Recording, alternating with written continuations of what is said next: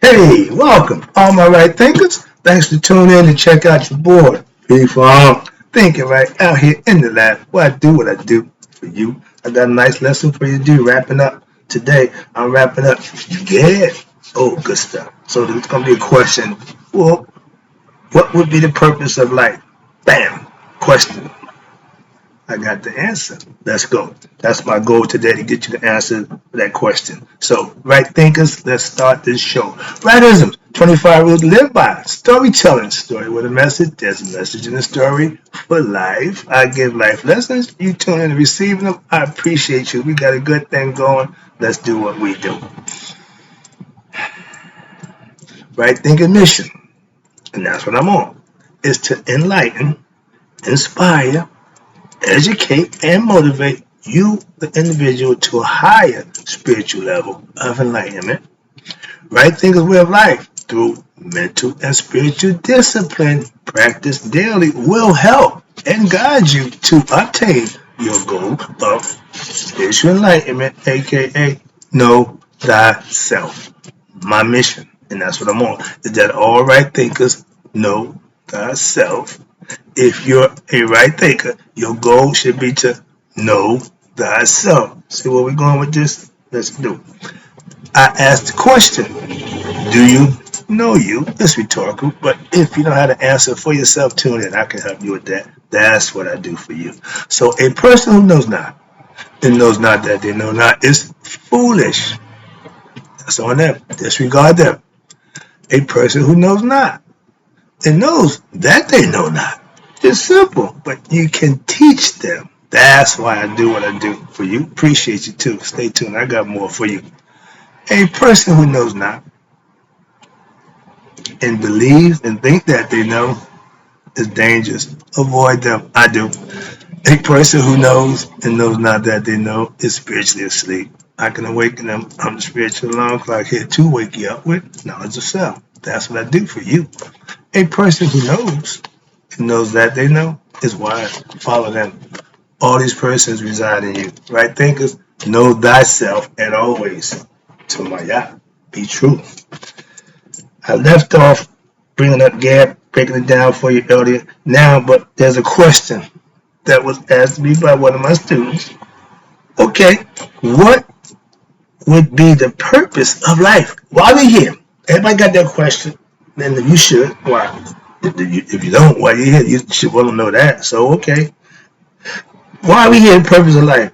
If we are born just to face the insecurities, the anxieties of growing old, going through the toils of raising children, suffering the ravages of what old age and diseases, love some people and hate others. Okay, sexual desires of objects, sexual desires and desires of the objects of the world. Watch this. And be forced to run around competing, aka the rat race, with other peoples for what? Just to get pleasures of the flesh and to accumulate objects and only to what? Give them all up when? At the time of death. Okay? You gotta go through that eye of that needle. Ain't none of that stuff you accumulate going with you except here, in here. So that's why they judge the heart at Judgment Day. Moving on. I'm gonna get this lesson out to you. I'm gonna get all this in. I'm gonna take a little time. I got a bunch of information I want to try to get in. So that was the question. Okay, let me answer it. The answer to that, there would be what? No purpose to that kind of life. And a lot of people live in it. Again, to only what? Reincarnate. What's this? But the wisdom that comes from what? You ready? Study. Sorry, as a teacher. Put study time in. And what you're studying? Study of the God and goddesses gives what? Life meaning. If you just run around willy-nilly, you got no purpose. But if you start learning about yourself, which is God, oh, now there's meaning. See where I'm going with this? Hope you're following along. I'm got you. Don't worry. Hold on. I got you. Don't worry. Where we at? That's what gives life meaning. But even more than that, what? It provides what? personal insight into what a means to what experience the meaning, the true meaning of what life, to have a purpose. So this is not just what an intellectual exercise. No, no, no. That leads nowhere. Learning about something that never happened, studying people that never existed, and believing they did leads nowhere. Or what? It leads to a psychological delusion such as experience. You ready? You ready? Experience in the faith-based religion. Oh, I don't believe. I know. No, you only believe what you was told, and because you believe it, that don't mean nothing to nobody but yourself. So understand that, and it should be why. That's your God should be personal. Now, if you want to socialize and fellowship with other like-minded people, that's fine. But if you're egotistical and think it's all about you, you ain't gonna socialize with nobody. That don't fly nowhere. And this is why I don't do religion. It's based on belief. I deal with philosophies that I can manifest. That's true knowledge. In the center of the Anuian cosmic onomastic graph, what? It has a great obelisk. And the 10 nether rules. We got 10 nether rules. Religion got 10 commandments. Moving on. Or gods and goddesses of the Anuian theurgy. These is I ain't gotta tell you, I'm gonna read it for you. And they are called what? The Pau or the Pauti. Pauti. And it means what? The company of God and goddesses, meaning male and female alike. If you got a male, you should have a female. Thanks to Maya, that's the way the world is run. And of course, as you know, that is from what? You ready? A religious perspective. We call them gods and goddesses. From a metaphysical perspective, what's this? A mythical, perspective, we call them principles. Keep explaining that to you. Or more known as cosmic forces. Luke used the force. And as you enter into what? These studies, if you participate, I made the decision 35 years ago and I'm still doing it. I'm still studying. How about that? We get into what? You ready? This is what I teach. Esoteric aspect. That means the hidden meaning, the true meaning, of the Anuian theurgy and the Netarianism in general. We're studying the gods, the principle, the aspects of what they mean and what they represent for every person to find out for themselves through what? Experience, practice, live it. What's this? We getting there. Netarianism is the religion of our ancient African, ancient Egyptian concepts. They got a bunch of here where we got to I'm going to read this next part. Now, understand that. We had a philosophy. We had principles. And we lived it, so it was like a religion. It was a way of life. Like I tell you, you got to live them. Sorry, get ahead of myself again. Let me read. Now, we talked earlier in classes about how to worship the divinities. Gave that lesson a while ago, so I really want to read all of this. But the main thing is learn how to what? Master these what? Principles. Master these principles. Emulating them rather than being like Mike. Be your best self. Purify yourself through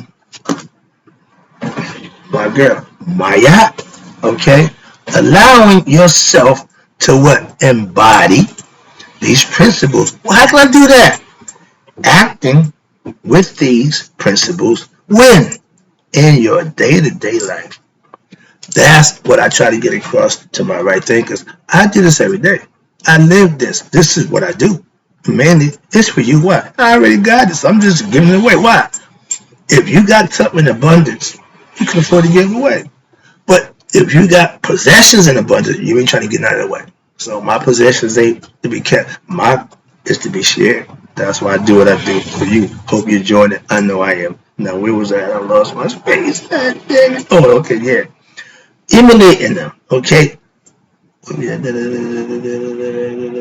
the principle in your in the day-to-day life. If you're not living your philosophy, your principle, your religion, whatever it is you're following, you need to live it. You can jab about it, but that don't get nothing done. You live it. That's what I'm saying. I live on principle. I stand on them. I'm not changing. Okay. Understand that. You can do the same. And most of y'all do, but it's on shaky ground. If your principle is based on a belief system, shaky ground. Moving on. We also talked about what? The conception that there are what? Two forms of worship. I told you that before.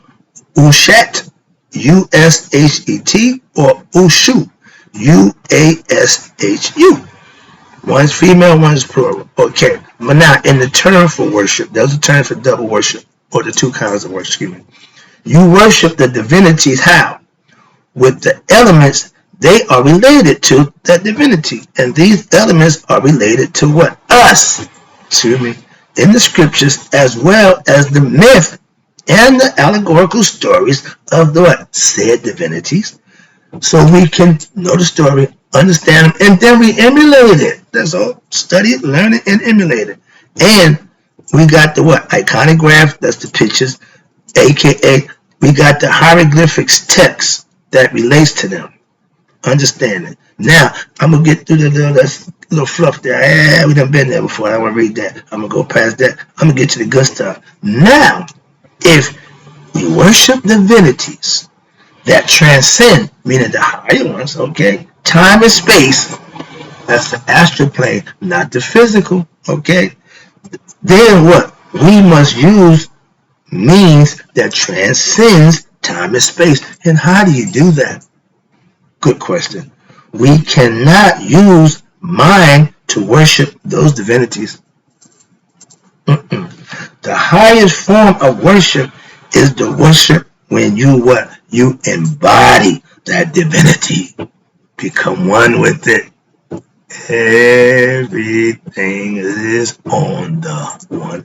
When you embody each one of those divinities, aspects of your character, your personality, you become one with, watch this, when you become one, when there is no more you, no more I, no more me, you ascended. The me is the lower. That's the human part, and that's fine. And that's what it is. But you got to raise it to get what? To divinity, to higher self. And it says there's no longer you. And the highest divinity transcends what? All thoughts and concepts of embodiment or non-embodiment and what? So on and so forth. But because it's all abstract, sorry, follow along. I ain't done. I got some more stuff for you. We almost there. I got another page. I'm gonna get to the end. All right, work with me. And watch this. That is what the symbol of the scroll means in the Netherrean theology. Why? It's all written down. We got the information right here. It means the scroll means what? Abstract. You can learn it. And the scroll is also a symbol of wisdom. There's an aspect of wisdom that what? That is concrete. Where? In time and space. So whatever you think, whatever you know, manifest it. We're proving you use these, and that's what happened. They manifest. Watch this. In time and space. Related. Also, there is an aspect that transcends and abstract. That is transcendental and abstract. Meaning it's all up here. The abstract and the transcendental, watch this, cannot be related. You ready? Directly in words. I told you when when Isis, I said, wanted the real truth from Ra, she pressured him. And once she found out it ain't in the words, it's in the thought, it's in the mind. Watch this. So there's no use of words, but it can be talked about. You can elaborate about it, express it best you can, articulate it. It can be explained indirectly. How? There we go. Jesus spoke in parables, riddles, paradoxes. Yeah, these are all ways to show you to learn something. It can be pointed to, but it cannot be named. And in the same way, the transcendental divinity, the point up there, have an earthly time and space name. You call him the virtue, y'all call him Allah, somebody call him Ra, all these names, he know that. But they also have a what? An unnameable name. That's the name that you can't, it's immutable. Why? Because you can only experience it. That's the true God. However, as the transcendental aspect of the cosmic forces that we call God is rooted where? In the same source that all unite in what? The transcendental oneness that we know as the virtue. It all comes back to that. So all this other stuff, yeah, window dressing, that's fine, it's okay, but it still comes down to one thing, what you do. All this is more why we have discussed what in our journey through the tree. That's the whole point. I brought you down, now I'm taking you back up. Now we're going up, okay, to what? Get to our higher self, our true self. But today we have a special treat. Oh yeah, it's gonna be fun. Okay, I got enough time yet for you. Why? If you have not gained, if you ain't learned nothing, insight already into the masterful synchronicity. When they say let go and let God, that means when the cosmic forces, when you're in tune and in sync with them, things just happen for you. Don't that seem your life is going good, you're living right, you're doing the right thing, stuff just happens good. When you're doing sneaking, deceitful, under that thing, your life is rough. Okay, you're catching it. See the difference? And that's the purpose. Once you notice that, I did, you start what? Take out the negative and keep the positive. Why? I'm going to keep getting this blessing. This is what I got to do. I'm going to do that. I'm hooked. Now, it's the masterful synchronicity of what? Netarianism, when the forces work for you, you will be rewarded when? Every day. If you do the right thing, you get your rewards daily. Ain't no end of the week. Ain't no once a month. No. When you perform good work, you get your reward daily. Netarianism, aka right thinking philosophy, is the spiritual system. Netarianism, aka right thinking philosophy, is a spiritual system related to the gods and goddesses of our ancient Egyptians, who are referred to as, to them, Netaru. Okay? Netarianism is, she taught Neta, again, the hidden divinity, studying, learning, and mastering what they mean. And the formal name of that religion, and as we continue today, even today, you're going to see more of this what? Synchronicity. Why? Because you're going to learn how the interrelationships work and how the study of said divinities practice in your life leads you to what? Know oneself. And you obtain spiritual enlightenment.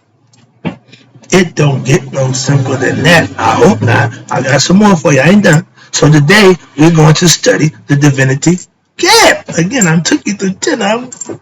Excuse me. Recapping again, going back over it, we discussed how Ra came in from the primeval ocean and his body itself was primeval ocean. Okay, the watery abyss got the same thing. He turned part of his body into what? The divinities. So out of himself, he brought the divinities and the elements we call cosmic forces. Elements of the world, creation. We keep telling you how our concept of creation. Everybody have one in the beginning, but nobody there. So pick your choice, what you like, and move. First, he engendered Shu, air, and Tough Nu, rain was coming on my sky right now, which were going to be discussed in future lectures. I got that for you too, them later. But then Shu and Tough Nu came together, united, male and female, they were, but in principle, we give them the body. These are principles. When you come together, the offspring is what we're going to get you to understand. When air and water get together, they manifested what? Earth and heaven. Now, from earth and heaven, Geb, earth, Nut being heaven, Geb and Nut gave birth to now the soul that's going to be in the physical form on earth, time and space. Here you go. Asar and Aset, Set and Neptet and Haru. These is all characters of concepts, principles that you can engender, embody, live by, and bring out the best in yourself. And we have been going from what? The bottom up. We have been discussing the tree of life, in which is really the psycho-spiritual journey of the tree of life from the bottom up. We're working upwards.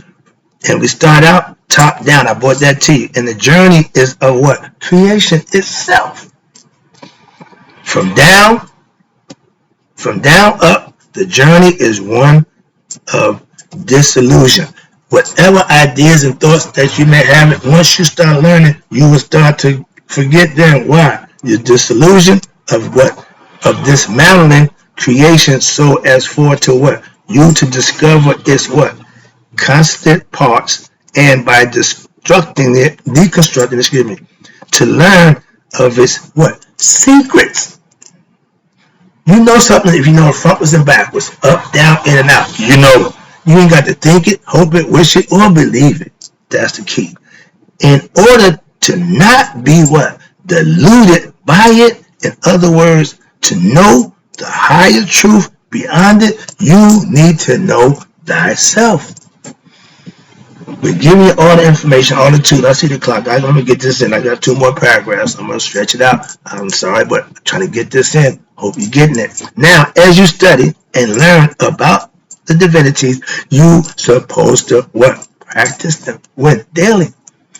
You're supposed to become them. Each one, yeah, all of them. Well, all of them for a purpose and a reason. About the concepts, you master them and the principles by what actually, what is happening is that they are being what? Deconstructed in your mind. You're contemplating, you're learning, you're understanding, you're becoming them, and now you're able to deconstruct it and put it back together. So that means you know it frontwards and backwards.